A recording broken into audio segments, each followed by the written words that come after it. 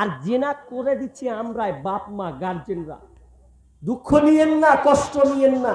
আপনাকে দু একটা কথা বলি, মেয়েকে আপনি কেমন লালন পালন করেন, কেমন শাসন করেন আপনি?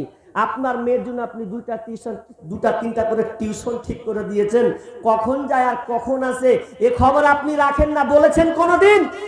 নইলে আমি এতদিন প্রোগ্রাম করি, এই আপনার শামসি থেকে শুরু করে নিয়ে ডালকোলা পর্যন্ত আর যত স্টেশন, কখনো হরিশ্চন্দ্রপুরে নামি, কখনো শামসিতে নামি, কখনো ভালুকাতে আপনার নামি, এক এক জায়গাতে নামার চেষ্টা করি।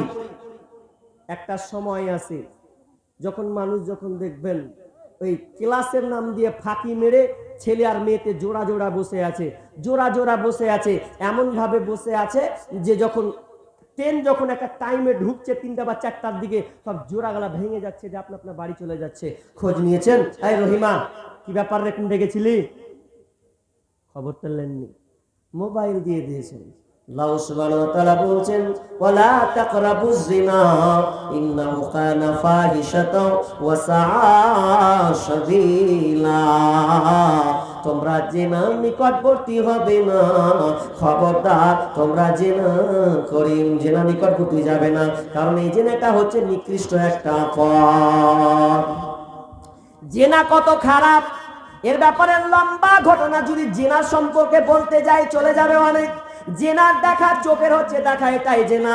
কানে শোনার জ্যাম, কানের মধ্যে জেনা। একটা মেয়েকে নিয়ে কত জেনা হয়, চোখ দিয়ে হলে জেনা হয়ে যাবে, কান দিয়েও কথা শুনলে জেনা হবে, হাত দিয়ে জেনা হবে, মুখ দিয়ে জেনা হবে। এই জেনার শৈলাভ যখন পূর্ণ হয়ে যাবে, তখন আপনি ওই জেনার মধ্যে ডুবে যাবে।